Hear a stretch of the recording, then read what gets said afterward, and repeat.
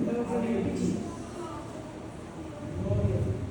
No dia 19 de março de 2024, enquanto eu estava em casa, percebi um caroço no meu pescoço, esse lado esquerdo. E eu achei estranho. E quando eu fui olhar no espelho, vi que estava muito inchado. Aí eu mostrei para minha mãe e ela disse que a gente ia no médico. No dia seguinte, a gente foi no UPA. E o médico me examinou e disse que a arma íngua estava inchada. E ele explicou que era causado por uma inflamação que dá no corpo.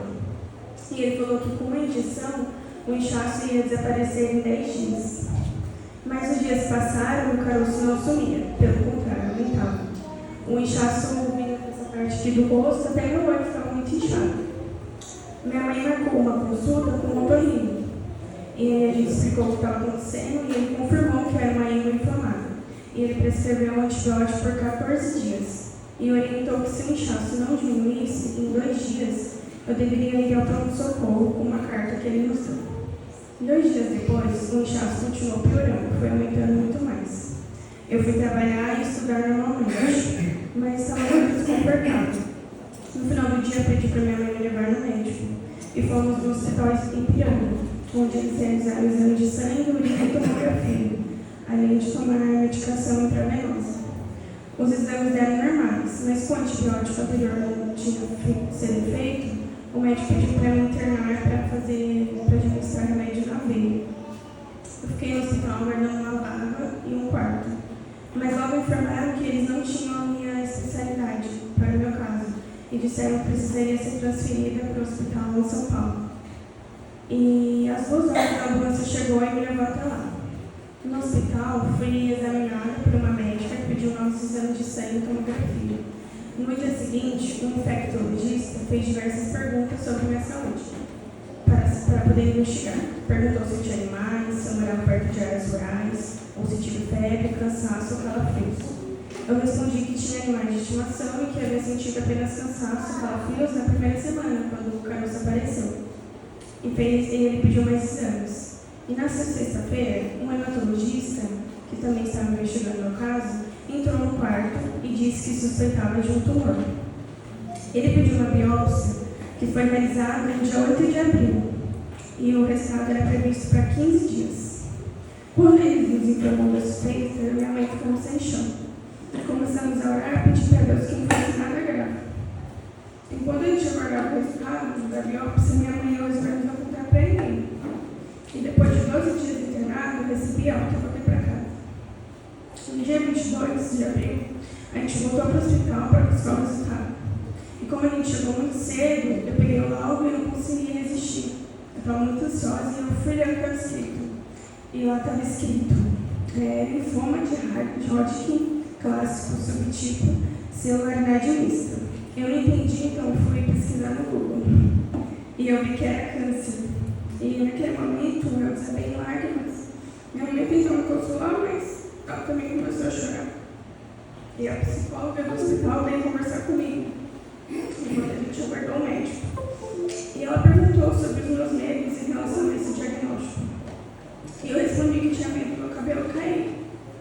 E quando o médico chegou, ele confirmou o diagnóstico e explicou que o câncer estava no estágio 1.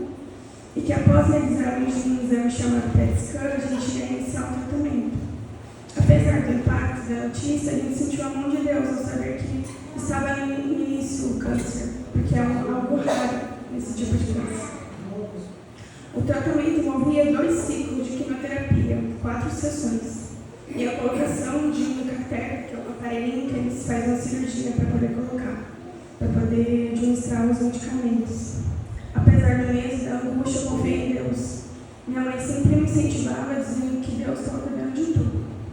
Eu participei aqui, na igreja, meu irmão me chamou, minha cunhada, para participar de uma campanha de oração. Em um dos cultos, Deus usou a vida do pastor Marcos para me dizer que essa enfermidade não é para a morte. Acalme seu coração, pois Deus está cuidando. Eu senti a presença de Deus me acalmando, porque eu estava muito angustiada, estava com medo. Eu voltei para o hospital, fiquei internada de novo e realizei uma cirurgia para poder colocar esse catéter. E depois de 4 dias eu fiz a primeira quimioterapia. Eu senti muito efeito colaterais, eu tive muito enjoo, muita de pé. E depois de 15 dias eu tive alta. Durante o processo de tratamento também eu tive pedra no rim e precisei fazer outra cirurgia que atrasou o meu tratamento por um mês. Mas Deus continuava cuidando de cada detalhe. Meu tratamento não estava mais sendo em São Paulo por problemas com o convênio. E eu pedi para Deus, eu orei para Deus mudar para Mogi porque a gente não tinha mais dinheiro para pagar gasolina.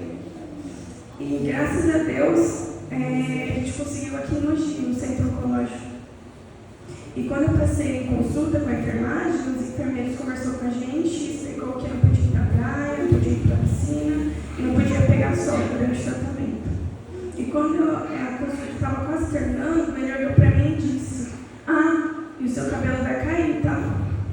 Quando ele falou aquilo, eu gelei, não tive nenhuma reação. Mas a minha mãe olhou para ele, com toda a autoridade, e disse: o cabelo dela não vai cair. O Deus que a gente serve é fiel. Ele cuida de todos os detalhes. Eu me sentia muito mal com todas as vezes que os médicos e enfermeiros falavam que o cabelo ia cair. Mas eu tive fé. Depois da retirada do catéter para expirar a pedra do rim, eu consegui terminar um tratamento de quimioterapia, mesmo diante de todos os desafios, para a glória de Deus, meu cabelo não caiu. Contrariando as expectativas médicas e de pessoas que falavam que ia cair. Após o término de 2 ciclos de quimioterapia, eu fiz o exame e mostrou que o tratamento havia sido eficaz e que não tinha mais nenhum tumor, nenhum câncer. Eu agradeci a Deus. E quando eu liguei o resultado para o médico, ele ficou surpreso. E ele disse: é incrível como apenas com 2 ciclos o tumor sumiu. E ele falou aquilo e minha mãe dissendo: isso foi Deus. Ele me encaminhou para o médico da radioterapia e eu fiz 17 sessões de radioterapia para garantir que a doença não voltaria. E graças a Deus eu já terminei o tratamento de radioterapia. Desde o início, Deus cuidou de tudo. Eu fiquei um tempo sem vir aos cultos por restrições médicas, por estar com a imunidade baixa, me senti muita falta de poder estar adorando e cultuando a Deus. Mas mesmo com medo do tratamento, eu tive fé que Deus estava comigo. Continuei buscando a Deus, continuei trabalhando na igreja, passando por aquela doença, não abaixei a cabeça e segui em frente. Foi um momento muito difícil, mas me mantive com fé de que tudo aquilo logo acabaria. A todo momento, Deus me sustentou. As pessoas me olhavam e diziam que eu parecia saudável, mesmo em tratamento contra câncer. Isso foi obra de Deus que cuidou de mim em todo momento. Eu sou grata aos pastores, aos irmãos, familiares, amigos. Obrigada por todos que oraram por mim. Que Deus abençoe a vida de vocês grandemente. E que esse testemunho glorifique o nome do Senhor, mostrando que Ele cura, restaura